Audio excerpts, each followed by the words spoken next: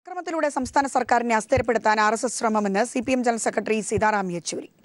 RSSന്റെ അക്രമ രാഷ്ട്രീയത്തെ ജനാധിപത്യ രീതിയിൽ നേരിടും. ഗോരക്ഷയുടെ പേരിൽ UPയിൽ ന്യൂനപക്ഷങ്ങൾ പീഡിപ്പിക്കപ്പെടുന്നതായും അയോധ്യ പ്രശ്നം ഭൂമി പ്രശ്നമാണ്, അത് കോടതിക്ക് പുറത്ത് തീർക്കേണ്ടതല്ലെന്നും യെച്ചൂരി തിരുവനന്തപുരത്ത് വാർത്താസമ്മേളനത്തിൽ വ്യക്തമാക്കി. RSS അതിക്രമത്തിൽ രാജ്യത്താകെ അപകടകരമായ സാഹചര്യമാണ് ഉടലെടുത്തിരിക്കുന്നത്. കേരളത്തിൽ അക്രമത്തിലൂടെ സർക്കാരിനെ അസ്ഥിരപ്പെടുത്താനാണ് RSS ശ്രമമെന്ന് CPIM general secretary Sitaram Yechury പറഞ്ഞു. To destabilize the Kerala government is the first target to a situation of a very, very dangerous communal polarization and clash. Of course, we will face the challenge, as I said, and we are determined to defeat it through democratic methods. തെരഞ്ഞെടുപ്പിന് ശേഷം മാത്രം 9 CPIM പ്രവർത്തകരാണ് കേരളത്തിൽ കൊല്ലപ്പെട്ടത്. സംസ്ഥാനത്തിന്റെ മുഖ്യമന്ത്രിയെ തടയാനുള്ള RSSന്റെ ശ്രമം അക്രമ രാഷ്ട്രീയത്തിന്റെ മുഖമാണെന്നും യെച്ചൂരി കുറ്റപ്പെടുത്തി. അതിക്രമത്തിലൂടെ സ്വാധീനം ഉറപ്പിക്കാനുള്ള RSS ശ്രമം നടപ്പാകില്ലെന്നും അദ്ദേഹം വ്യക്തമാക്കി. ഗോരക്ഷയുടെ പേരിൽ UPയിൽ ന്യൂനപക്ഷങ്ങൾ പീഡിപ്പിക്കപ്പെടുകയാണ്. RSSന്റെ ഹിന്ദുത്വ രാഷ്ട്രം BJP സർക്കാർ നടപ്പാക്കുന്നതായും അദ്ദേഹം കുറ്റപ്പെടുത്തി. അയോധ്യ പ്രശ്നം കോടതിക്ക് പുറത്ത് തീർപ്പാക്കാനുള്ള ശ്രമങ്ങൾ RSS തന്നെ അടയ്ക്കുകയാണ്. അയോധ്യ പ്രശ്നം ഭൂമി പ്രശ്നമാണ്, അത് കോടതിക്ക് പുറത്ത് തീർക്കേണ്ടതല്ലെന്നും യെച്ചൂരി കൂട്ടിച്ചേർത്തു. This is a matter of law.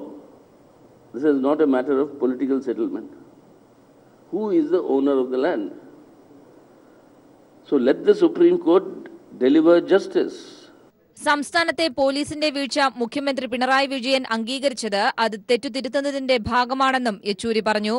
EP Jayarajan ഉൾപ്പെട്ട ബന്ധുനിയമന വിഷയം അടുത്ത CPIM കേന്ദ്ര കമ്മിറ്റി യോഗം പരിശോധിച്ച് തീരുമാനമെടുക്കുമെന്നും യെച്ചൂരി തിരുവനന്തപുരത്ത് വാർത്താസമ്മേളനത്തിൽ വ്യക്തമാക്കി. News bureau, Thiruvananthapuram. കുണ്ടറയിൽ 10 വയസ്സുകാരിയുടെ മരണത്തിൽ പ്രതി വിക്ടറിന്റെ ഭാര്യ ലതയെ കസ്റ്റഡിയിലെടുത്തു. മജിസ്ട്രേറ്റിന്റെ സാന്നിധ്യത്തിൽ അറസ്റ്റ് രേഖപ്പെടുത്തും. അതേസമയം 14-കാരന്റെ മരണത്തിൽ ദുരൂഹതയെന്ന പോലീസ്. മരിച്ച കുട്ടിയുടെ അമ്മയുടെയും സഹോദരിയുടെയും മൊഴി രേഖപ്പെടുത്തി. വിവരങ്ങളുമായി രാജ്കുമാർ തത്സമയം ചേരുന്നു. രാജ്കുമാർ, വിവരങ്ങൾ.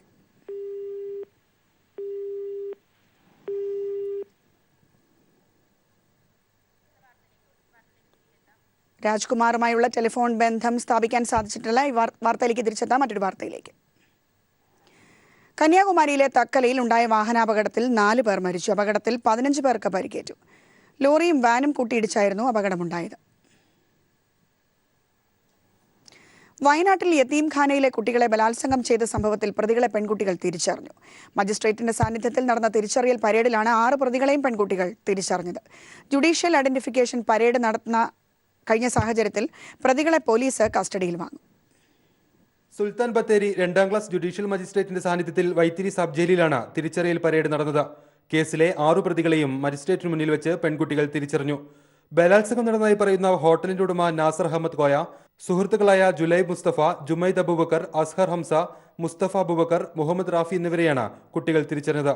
തിരിച്ചറിയൽ പരേഡ് പൂർത്തിയായ സാഹചര്യത്തിൽ പ്രതികളെ എത്രയും പെട്ടെന്ന് കസ്റ്റഡിയിൽ വാങ്ങുമെന്ന് അന്വേഷണ സംഘം വ്യക്തമാക്കി. 8, 9 ക്ലാസുകളിൽ പഠിക്കുന്ന 7 പെൺകുട്ടികളെ 3 മാസക്കാലം ഭീഷണിപ്പെടുത്തി ബലാത്സംഗം ചെയ്തു എന്നാണ് കേസ്. മാർച്ച് 8-നാണ് കേസിലെ 6 പ്രതികളെയും പോലീസ് അറസ്റ്റ് ചെയ്തത്.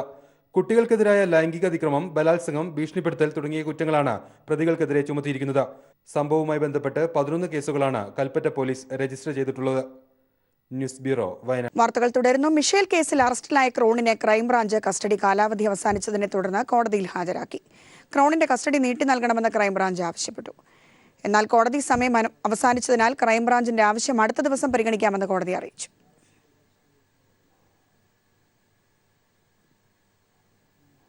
കാസർഗോഡ് മദ്രസാധ്യാപകന്റെ കൊലപാതകത്തിൽ അറസ്റ്റിലായ 3 BJP RSS പ്രവർത്തകരെ 14 ദിവസത്തേക്ക് റിമാൻഡ് ചെയ്തു. അജേഷ് എന്ന അപ്പു, നിതിൻ, അഖിൽ എന്നിവരെയാണ് റിമാൻഡ് ചെയ്തത്. ഒരാഴ്ച മുൻപാണ് പഴയച്ചൂരി മദ്രസാധ്യാപകൻ കുടക് സ്വദേശി മുഹമ്മദ് റിയാസിനെ കഴുത്തറുത്ത് കൊലപ്പെടുത്തിയത്. വ്യക്തിപരമായ യാതൊരു വിരോധവും ഇല്ലാതെയാണ് കാസർഗോഡ് ചൂരിയിലെ മദ്രസാധ്യാപകൻ കർണാടക കുടക് സ്വദേശി 30-കാരനായ റിയാസിനെ പ്രതികൾ കൊലപ്പെടുത്തിയത്. വർഗീയ ധ്രുവീകരണവും സാമുദായിക ഭിന്നതയും ലക്ഷ്യമാക്കി നടത്തിയ കൊലപാതകമാണിതെന്നാണ് ചോദ്യം ചെയ്യലിൽ പ്രതികൾ പോലീസിന് നൽകിയ മൊഴി. 1-ാം പ്രതി 19-കാരനായ അജേഷ് എന്ന അപ്പു, 2-ാം പ്രതി 20-കാരനായ നിതിൻ, 3-ാം പ്രതി 25-കാരനായ അഖിൽ എന്നിവരെ ഇന്നലെയാണ് പോലീസ് കസ്റ്റഡിയിലെടുത്തത്. ഇന്ന് രാവിലെ അറസ്റ്റ് രേഖപ്പെടുത്തി കനത്ത സുരക്ഷാ സംവിധാനത്തോടെ ഉച്ചയോടെ കാസർഗോഡ് ജുഡീഷ്യൽ 1ാം ക്ലാസ് മജിസ്ട്രേറ്റ് കോടതിയിൽ മജിസ്ട്രേറ്റിന്റെ ചേംബറിൽ ഹാജരാക്കി. ഇവരെ മജിസ്ട്രേറ്റ് എ നിസാം 2 ആഴ്ചത്തേക്ക് റിമാൻഡ് ചെയ്തു. വർഗീയ താൽപര്യങ്ങൾ തന്നെയാണ് കൊലയ്ക്ക് പിന്നിലെന്നാണ് അന്വേഷണ സംഘത്തിന്റെ നിഗമനം. സംഘത്തലവൻ crime branch SP doctor A Srinivasan. ഇപ്പോഴത്തെ അന്വേഷണത്തിൽ 3 പ്രതികളെ ഇന്ന് അറസ്റ്റ് ചെയ്തിട്ടുണ്ട്. ഇന്നലെ രാത്രി അറസ്റ്റ് ചെയ്തിട്ട് ഇന്ന് കോടതി ഹാജരാക്കിയിട്ടുണ്ട്. ഈ ആൾക്കാരനെ കസ്റ്റഡിയിൽ വാങ്ങിയിട്ട് പിന്നെ ചോദ്യം ചെയ്യേണ്ടതായിരിക്കും. പിന്നെ എന്തെങ്കിലും പുതിയ വെളിപ്പെടുത്തൽ ഇല്ലെങ്കിൽ നടപടി സ്വീകരിക്കേണ്ടതായിരിക്കും. ഒരു വർഗീയ രീതിയിലാണ് കാണുന്നത്. ശാസ്ത്രീയ രീതിയിലുള്ള അന്വേഷണമാണ് പോലീസ് അവലംബിച്ചത്. സൈബർ സെല്ലിന്റെ സഹായവും ലഭിച്ചു. നേരത്തെ വർഗീയ സംഘർഷങ്ങൾ നിലനിന്നിരുന്ന മീപ്പുകുരി, ചൂരി പ്രദേശങ്ങളിലെ എല്ലാ വിഭാഗത്തിലും പെട്ട യുവാക്കളെ പങ്കെടുപ്പിച്ച് ജനമൈത്രി പോലീസ് ഷട്ടിൽ ടൂർണമെന്റ് സംഘടിപ്പിച്ചിരുന്നു. ഇത് പ്രതികൾക്ക് ഇഷ്ടമായില്ല. സാമുദായിക സൗഹാർദ്ദം തകർക്കുക എന്ന ദുരുദ്ദേശത്തോടെ ആസൂത്രണം ചെയ്തതാണ് ഈ കൊലപാതകമെന്നാണ് അന്വേഷണ സംഘം എത്തിച്ചേർന്നിട്ടുള്ള നിഗമനം. സംഭവം നടന്ന് മണിക്കൂറുകൾക്കുള്ളിൽ പ്രത്യേക പോലീസ് സംഘത്തെ സർക്കാർ നിയോഗിച്ചിരുന്നു. പോലീസ് സൂപ്രണ്ട് ഡോക്ടർ ശ്രീനിവാസ് നേതൃത്വം നൽകിയ ടീമിൽ Mananthavady joint SP Jayadev G, Malappuram DCRB DYSP Mohanachandran, Taliparamba circle inspector PK Sudhakaran എന്നിവർ അംഗങ്ങളായിരുന്നു. News bureau, Kasaragod. ജിഷ്ണു കേസിലെ മുഖ്യപ്രതി കൃഷ്ണദാസിന് ജാമ്യം അനുവദിച്ച ഹൈക്കോടതി നടപടി റദ്ദാക്കണമെന്നാവശ്യപ്പെട്ട് ജിഷ്ണുവിന്റെ മാതാവ് മഹിജ സുപ്രീം കോടതിയിൽ ഹർജി നൽകി. സ്വാശ്രയ കോളേജുകളിലെ ഇടിമുറികൾ നിരോധിക്കണമെന്നും മറ്റൊരു ജിഷ്ണു ഉണ്ടാകുന്നതിനുള്ള സാഹചര്യം ഉണ്ടാകരുതെന്നും മഹിജ ഹർജിയിൽ ആവശ്യപ്പെട്ടു. ജിഷ്ണു കേസിലെ മുഖ്യപ്രതി കൃഷ്ണദാസിന് ജാമ്യം അനുവദിച്ചതിനെതിരെ സംസ്ഥാന സർക്കാർ സുപ്രീം കോടതിയെ സമീപിച്ചിരുന്നു. ഇതിൽ കക്ഷി ചേർന്നാണ് ജിഷ്ണുവിന്റെ മാതാവ് മഹിജയും സുപ്രീം കോടതിയിൽ ഹർജി നൽകിയത്. കൃഷ്ണദാസിന് ജാമ്യം അനുവദിച്ച ഹൈക്കോടതി നടപടി റദ്ദാക്കണമെന്ന് ആവശ്യപ്പെട്ടാണ് ഹർജി. സ്വാശ്രയ കോളേജുകൾ ഇടിമുറികളായി മാറിയെന്നും മറ്റൊരു ജിഷ്ണു ഉണ്ടാകുന്നതിന് മുമ്പ് കോടതി അടിയന്തരമായി ഇടപെടണമെന്നും ആവശ്യപ്പെട്ടാണ് ജിഷ്ണുവിന്റെ മാതാവ് സുപ്രീം കോടതിയെ സമീപിച്ചത്. കൃഷ്ണദാസ് ഇടക്കാല ജാമ്യം നേടിയത് തെറ്റായ വിവരങ്ങൾ സമർപ്പിച്ചാണെന്നും ഇത് കേസന്വേഷണത്തെ പ്രതികൂലമായി ബാധിക്കുന്നുവെന്നുമാണ് സംസ്ഥാന സർക്കാരും സുപ്രീം കോടതിയിൽ ചൂണ്ടിക്കാട്ടിയിട്ടുള്ളത്. ഉന്നത സ്വാധീനമുള്ള കൃഷ്ണദാസിന് ജാമ്യം അനുവദിച്ചതോടെ സാക്ഷികളെ സ്വാധീനിക്കാനുള്ള സാധ്യത വർദ്ധിച്ചുവെന്നും മഹിജ നൽകിയ ഹർജിയിൽ ചൂണ്ടിക്കാട്ടുന്നു. പാലക്കാട് ലക്കിടി നെഹ്റു കോളേജ് വിദ്യാർത്ഥിയെ മർദ്ദിച്ച കേസിലും കഴിഞ്ഞ ദിവസം ഹൈക്കോടതി കൃഷ്ണദാസിന് ജാമ്യം നൽകിയിരുന്നു.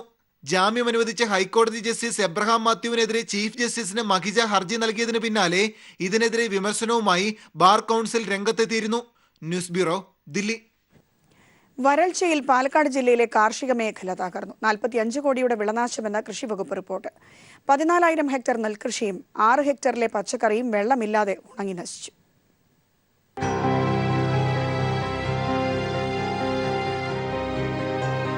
കൊടും ചൂടിന് ആശ്വാസമായി ചെറിയ മഴ പെയ്തെങ്കിലും പാലക്കാട്ടെ കാർഷിക മേഖല വലിയ ആശങ്കയിലാണ്. കരിഞ്ഞുണങ്ങി നശിച്ച പച്ചക്കറി തോട്ടങ്ങൾ, കൃഷിയിറക്കിയ നെൽപ്പാടങ്ങൾ കതിരിടാതെ നാമാവശേഷമായി. കൃഷിവകുപ്പിന്റെ കണക്കനുസരിച്ച് 14,158 ഹെക്ടർ നെൽകൃഷിയാണ് നശിച്ചത്.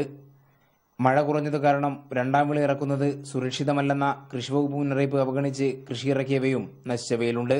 രണ്ടാം വിള ഇറക്കാത്ത പ്രദേശങ്ങളിൽ ജലസ്രോതസ്സുകൾ വറ്റിവരണ്ടു. കഴിഞ്ഞ ദിവസങ്ങളിൽ ചെറിയ മഴ ലഭിച്ചെങ്കിലും വരും ദിവസങ്ങളിൽ പാലക്കാട്ട് ചൂട് ഉയരാനാണ് സാധ്യതയെന്ന് IRTC research coordinator professor BM Mustafa പറഞ്ഞു. പാലക്കാട് ജില്ലയിൽ 0.2 മില്ലിമീറ്റർ മുതൽ 1100 മില്ലിമീറ്റർ വരെ മഴ പെയ്തിട്ടുണ്ട്. ഓരോ പ്രദേശത്തും വ്യത്യസ്തമായിട്ടാണ്. ഇടയ്ക്കിടയ്ക്ക് മഴ പെയ്തു കഴിഞ്ഞാൽ ആശ്വാസമായിരിക്കും, അല്ലെങ്കിൽ നമുക്ക് ചൂട് കൂടും. ഏതായാലും ഏപ്രിൽ മെയ് മാസത്തിൽ ചൂട് കൂടും. കാരണം അത്രത്തോളം വെള്ളത്തിൻ്റെ അവസ്ഥ ഇവിടെ കുറവാണ്. കുളങ്ങളെല്ലാം വറ്റിക്കഴിഞ്ഞു. എലവഞ്ചേരി, വടകരപ്പതി പ്രദേശങ്ങളിലാണ് പച്ചക്കറി കൃഷി വ്യാപകമായി നശിച്ചത്. 6 ഹെക്ടർ കൃഷി വെള്ളമില്ലാതെ നശിച്ചു.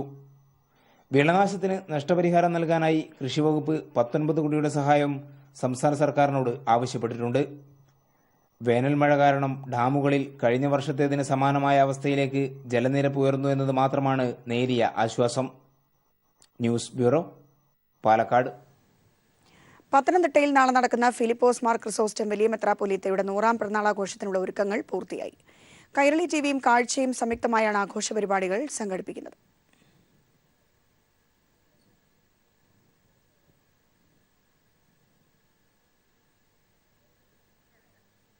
പരിസ്ഥിതി സൗഹൃദ വിവാഹ ആഘോഷം നടത്തുന്നവരെ അനുമോദിച്ചും ആദരിച്ചും മാതൃക സൃഷ്ടിക്കുകയാണ് കണ്ണൂർ ജില്ലയിലെ മട്ടന്നൂർ നഗരസഭ. കണ്ണൂരിലെ പ്രമുഖ ജ്വല്ലറി ഗ്രൂപ്പ് ഫാത്തിമ ഗോൾഡുമായി സഹകരിച്ചാണ് പദ്ധതി നടപ്പാക്കുന്നത്. മുഖ്യമന്ത്രി പിണറായി വിജയൻ നഗരസഭാ ഷോപ്പിംഗ് മാൾ ഉദ്ഘാടനം ചെയ്ത ചടങ്ങിൽ ഈ പദ്ധതിക്ക് തുടക്കമായി.